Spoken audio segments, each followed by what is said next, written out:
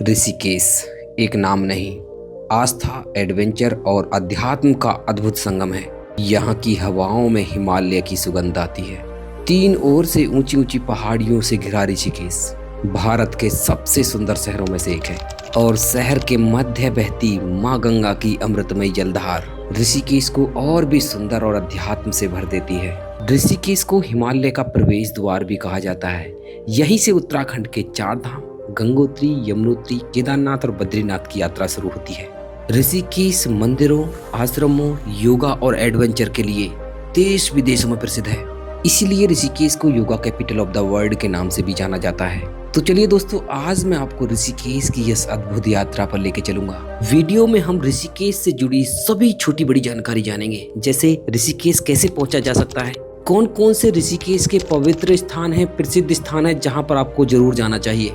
ऋषिकेश के अलावा आप आसपास कहां कहां घूमने के लिए जा सकते हैं। ऋषिकेश के अंदर चीप एंड बेस्ट रहने और खाने की फैसिलिटी आपको बताने वाले हैं और ऋषिकेश आने का सबसे अच्छा समय कौन सा होता है उसके बारे में भी चर्चा करेंगे और जानेंगे कि पवित्र स्थान घूमने का सबसे अच्छा माध्यम कौन सा है। और वीडियो के अंत में आपको बजट बताने वाले हैं कि ऋषिकेश की इस यात्रा में प्रति व्यक्ति कितना खर्चा आएगा। तो दोस्तों, वीडियो महत्वपूर्ण है, वीडियो को बिना स्किप किए हुए अंत तक जरूर देखना और हमें सपोर्ट करने के लिए हमारे चैनल को सब्सक्राइब कर दें और बेल आइकन दबा दें। चलिए दोस्तों, सबसे पहले जान लेते हैं ऋषिकेश कैसे पहुंचा जाए। ऋषिकेश आप ट्रेन, बस, फ्लाइट से आराम से पहुंच सकते हैं। तीनों की कनेक्टिविटी बहुत अच्छी है। दोस्तों, अगर बात ट्रेन की जाए तो ऋषिकेश का रेलवे स्टेशन भारत के बड़े बड़े शहरों से अच्छी तरह से कनेक्टेड है। भारत के अनेक शहरों से डायरेक्ट ट्रेन आपको ऋषिकेश के लिए मिल जाती है।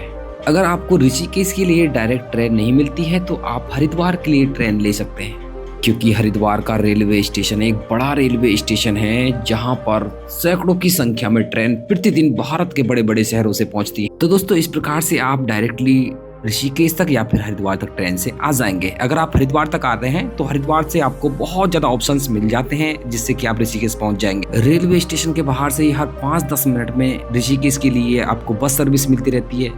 बाकी विक्रम ऑटो तो 24 घंटे आपको मिल जाएंगे।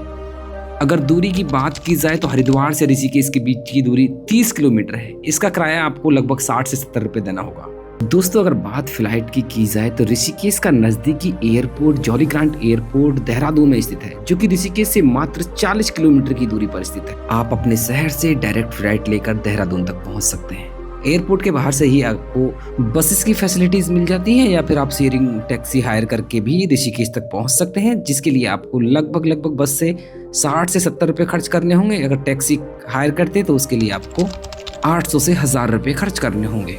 दोस्तों, अगर बात बस की जाए तो ऋषिकेश के लिए पूरे भारत के बड़े बड़े शहरों से बस फैसिलिटी आपको मिल जाती है। आप अपने शहर से डायरेक्टली बस हायर कीजिए और पहुंच जाइए ऋषिकेश। अगर आप अपनी पर्सनल कार या फिर बाइक से ऋषिकेश आना चाहते हैं तो रोड कनेक्टिविटी भी बहुत अच्छी है। आप आराम से ऋषिकेश तक लेकर आ सकते हैं और ऋषिकेश के अंदर पार्किंग फैसिलिटी भी आपको बहुत अच्छी मिल जाएगी, तो कहीं भी कोई प्रॉब्लम आपको नहीं होने वाली है। तो चलिए दोस्तों, इस प्रकार से आप ऋषिकेश तक पहुंच जाएंगे। चलिए दोस्तों, भी जान लेते हैं ऋषिकेश का टूर प्लान आपका कितने दिन का होना चाहिए, कितने दिन में आप पूरा ऋषिकेश घूम लेंगे।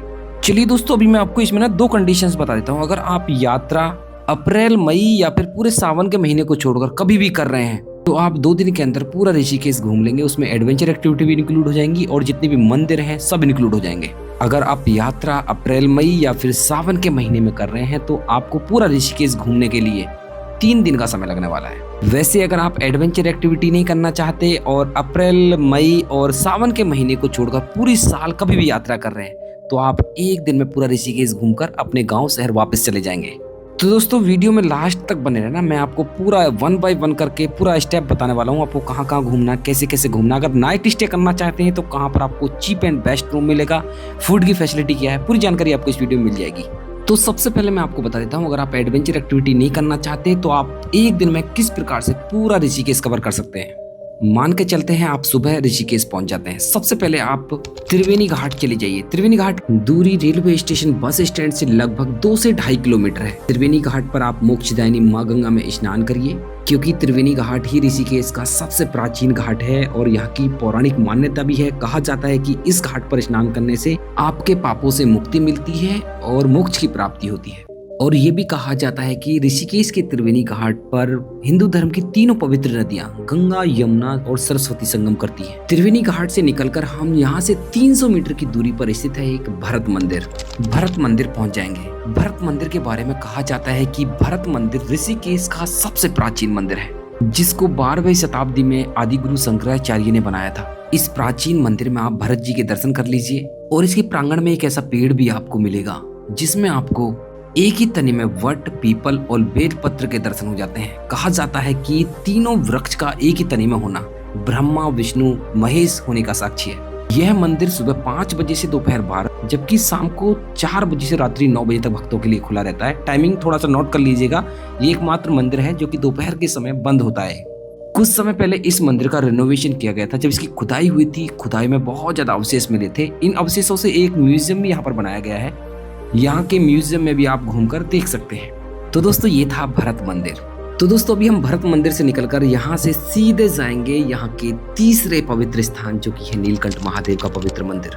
नीलकंठ महादेव का पवित्र मंदिर ऋषिकेश से 25 किलोमीटर की दूरी पर मणिकूट पर्वत के शिखर पर स्थित है। मंदिर तक जाने के लिए आपको टैक्सी त्रिवेणी घाट से भी मिल जाएंगी। अगर आप जानकी झूला पर जाना चाहते हैं, जानकी झूला से भी मिल जाएंगी। और भूतनाथ मंदिर पार्किंग से भी आपको टैक्सी मिल जाती है। टैक्सी का किराया 260 रुपये प्रति व्यक्ति रहता है। टैक्सी लीजिए और चले जाइए आप नीलकंठ महादेव के पवित्र मंदिर। अगर आप एक दिन में पूरा ऋषिकेश कवर करना चाहते हैं तो आपको नीलकंठ महादेव की ये यात्रा टैक्सी से ही करनी होगी, क्योंकि इसमें आपका समय भी बचेगा और आप 2 से 3 घंटे में दर्शन करके वापस भी आ जाएंगे। वैसे नीलकंठ महादेव की जो यात्रा वो पैदल भी होती है। 14 किलोमीटर का ट्रैक है जो कि जंगल से होकर जाता है। ये एक एडवेंचरस ट्रैक है। आपको राजा जी टाइगर रिजर्व के घने घने जंगलों से गुजरना होता है। उसमें आपको अच्छे अच्छे अद्भुत झरने भी देखने के लिए मिलते हैं। अगर आप नीलकंठ महादेव की यात्रा को पैदल करते हैं तो आपके बहुत से वो स्थान है वो छूट जाएंगे। एक दिन में आप कवर नहीं कर पाएंगे। आधा दिन आपका नीलकंठ महादेव की यात्रा में ही निकल जाएगा।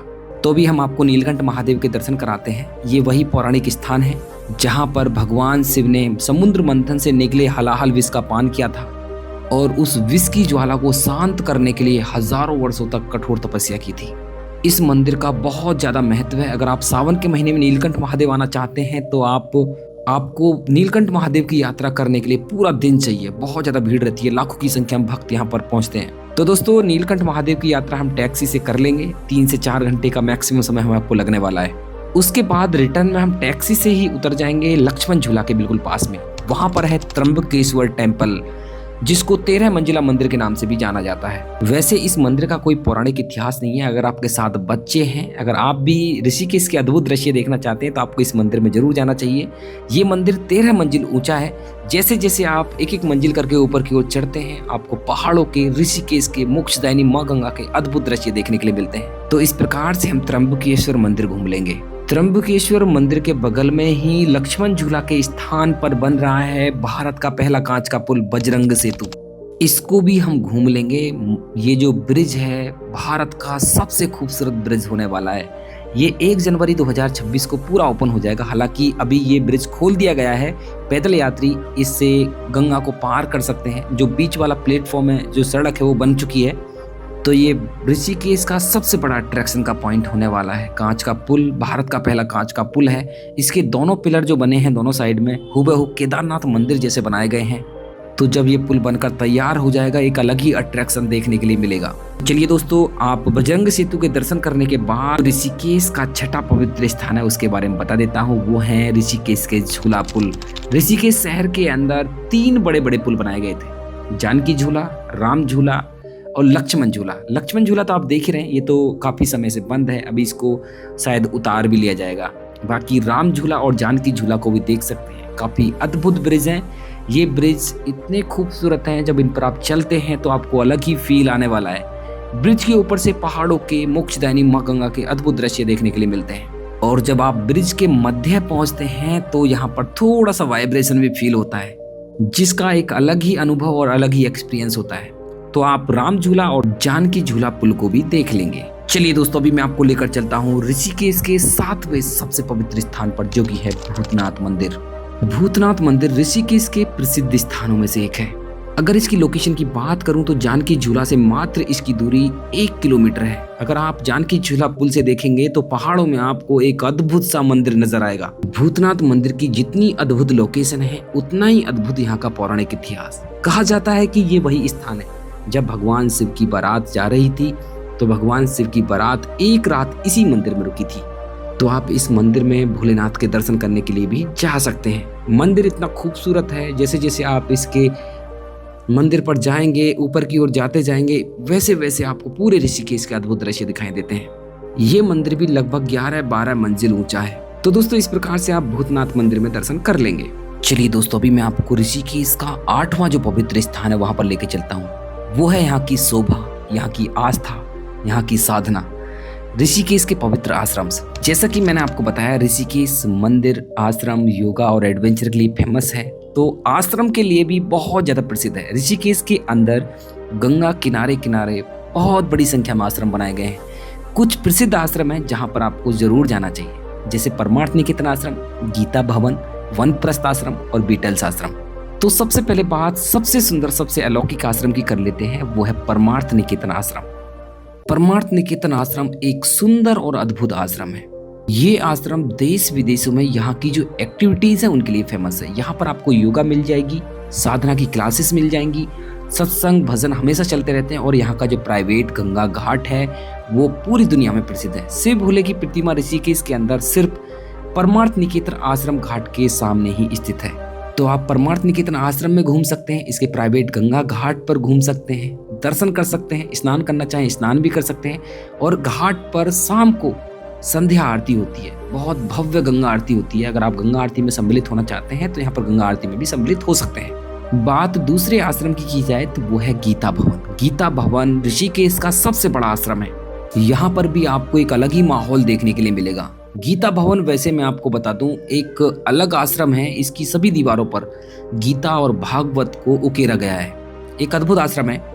ऐसे वनप्रस्थ आश्रम भी बहुत ज्यादा खूबसूरत आश्रम है। इन आश्रम की सबसे खास बात यह है, अगर आप फैमिली के साथ यात्रा कर रहे हैं तो इस आश्रम में आप रुक भी सकते हैं। ये जितने भी आश्रम है, सिर्फ परमार्थ निकेतन आश्रम की जो बुकिंग है वो ऑनलाइन होती है।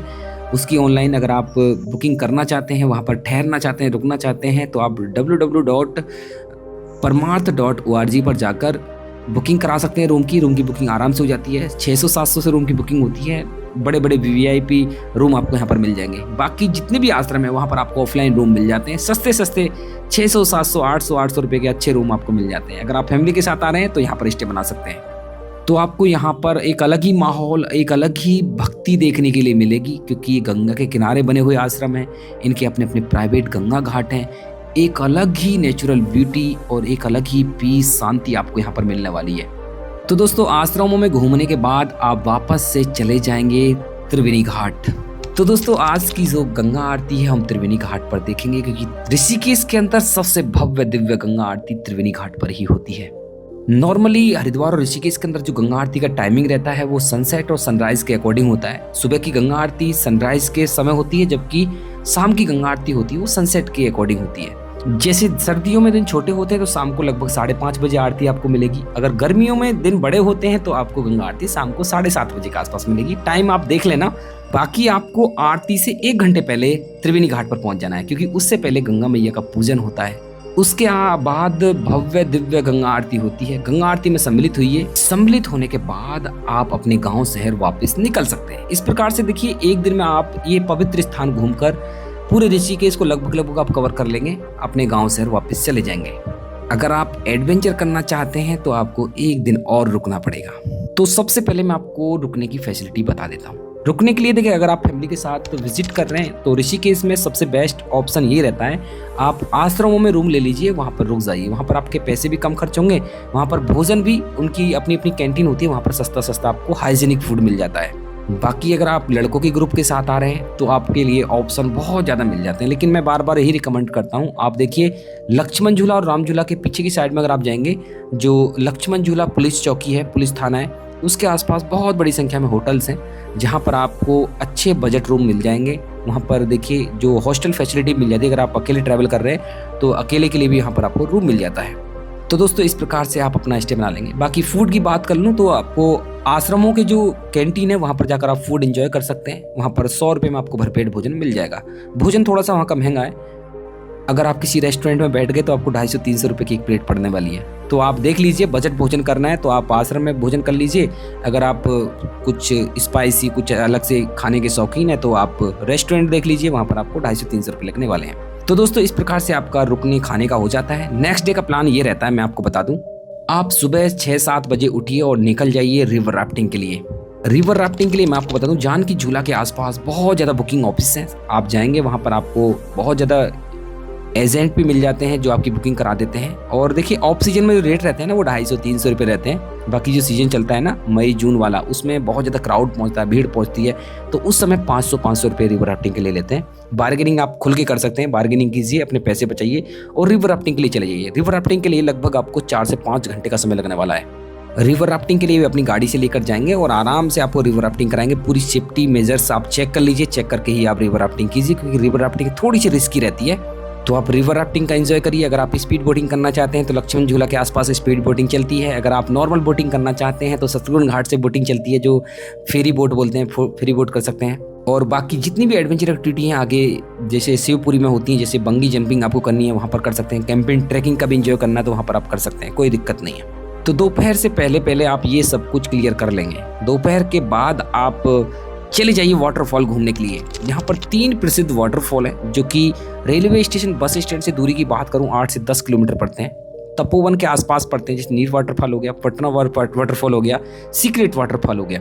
तो वाटरफॉल्स में जाकर अपने फैमिली के साथ, दोस्तों के साथ एंजॉय कर सकते हैं। लेकिन एक चीज़ आपको ध्यान रखनी है, बरसात के समय वाटरफॉल पर बिल्कुल नहीं जाना है, क्योंकि बारिश के समय वाटरफॉल में कभी भी पानी बढ़ जाता है और आपको नुकसान हो सकता है। तो वाटरफॉल घूम लीजिए, तो एडवेंचर एक्टिविटी आपकी एक दिन में हो जाएंगी और वाटरफॉल्स भी आप एक दिन में कर लेंगे।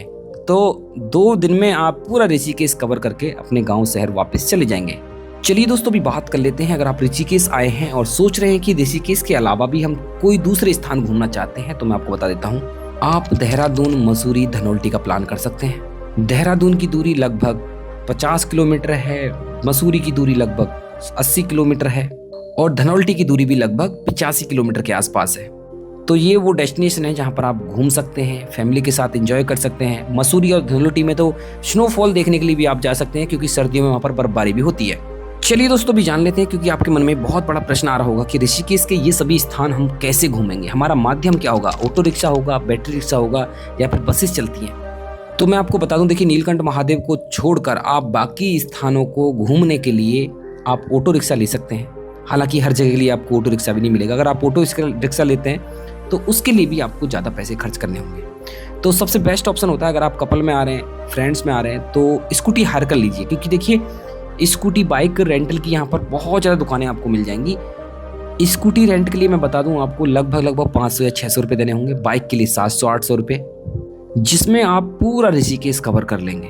और यहाँ तक कि अगर आप नीलकंठ महादेव की यात्रा भी करना चाहते हैं तो सबसे अच्छी यात्रा होती है, अगर आप 2 व्हीलर यात्रा करते हैं, 2 व्हीलर से आप नीलकंठ महादेव की यात्रा भी बड़े आराम से कर लेंगे, कोई दिक्कत आपको नहीं होने वाली है। अगर आपके साथ फैमिली है तो काफ़ी ट्रेवल्स कंपनियां वहाँ पर अवेलेबल हैं, जिससे आप अपने लिए कैब या फिर 4 व्हीलर हायर कर सकते हैं, कोई दिक्कत नहीं है। और 2 व्हीलर का ना सबसे बड़ा फायदा ये होता है, आप स्कूटी या बाइक रेंट पर लीजिए और आप ऋषिकेश के आसपास जितने भी पवित्र स्थान है वो तो घूमेंगे और बाकी आप देहरादून जा सकते हैं, मसूरी जा सकते हैं, धनौल्टी घूमने के लिए भी जा सकते हैं। उसमें आपके बहुत ज़्यादा पैसे बचने वाले हैं। तो मेरे हिसाब से जो बाइक रेंट है वो सबसे बेस्ट है, बेस्ट ऑप्शन है आपके लिए। बाकी अगर आप ऋषिकेश में लोकल घूमना चाहते हैं तो ऑटो रिक्शा भी, आप शेयरिंग ऑटो से भी जा सकते हैं, उसमें आपकी परेशानी ज़्यादा होगी और पैसे भी ज़्यादा खर्च हो जाएंगे। चलिए दोस्तों अभी बात कर लेते हैं सबसे महत्वपूर्ण सवाल की, वो है आखिर ऋषिकेश घूमने का खर्चा कितना आता है। दोस्तों अगर आप ऋषिकेश सुबह आ रहे हैं और पूरा ऋषिकेश घूमकर शाम को अपने गांव शहर वापस जा रहे हैं, उसका खर्चा अलग होगा। अगर आप पूरा ऋषिकेश कवर करके जा रहे हैं, एडवेंचर एक्टिविटी कर रहे हैं, वाटरफॉल घूम रहे हैं, उसका खर्चा अलग होता है। मैं आपको दोनों खर्चे बता देता हूँ। अगर आप एक दिन में घूम कर जा रहे हैं तो उसका खर्चा जो होगा वो 500 से 600 रुपये होगा मात्र। इस खर्चे में ऋषिकेश तक आना तथा ऋषिकेश से जाना इंक्लूड नहीं है। बाकी जैसे नीलकंठ महादेव की यात्रा आप करेंगे, फूड का जो खर्चा होगा वो इसमें इंक्लूड रहेगा। बाकी जो ऑटो रिक्शा हायर करेंगे उसका भी किराया इसमें रहने वाला है। आप एक दिन में 500 से 600 रुपये खर्च करके आराम से पूरा ऋषिकेश घूमकर अपने गांव शहर वापस चले जाएंगे। अगर बात की जाए, अगर आप पूरा ऋषिकेश घूमना चाहते हैं, एडवेंचर एक्टिविटी करना चाहते हैं, तो उसके लिए देखिए अलग से आपका खर्चा होने वाला है। जैसे स्टे का आपका अलग जुड़ जाएगा, फूड का अलग से जुड़ जाएगा। स्टे के लिए अगर मैं बताऊं आपको, आराम से 600-700 रुपये का रूम मिल जाता है लक्ष्मण झूला एरिया में। पर पर्सन 400 रुपये और ऐड कर दीजिए।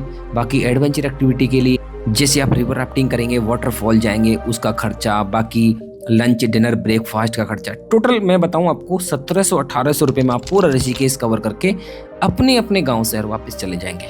तो कुल इतना ही खर्चा होने वाला है 2025 के रेट में आपको बता रहा हूँ। तो दोस्तों ये थी ऋषिकेश की कंप्लीट टूर गाइड। अगर आपका कोई प्रश्न है कमेंट कर दीजिए, उसका रिप्लाई हम जरूर करेंगे। और देवभूमि उत्तराखंड से लगातार ऐसे ही दृश्य, ऐसे ही इन्फॉर्मेटिव वीडियोस देखने के लिए हमारे चैनल को सब्सक्राइब कर लें और बेल आइकन दबा दें।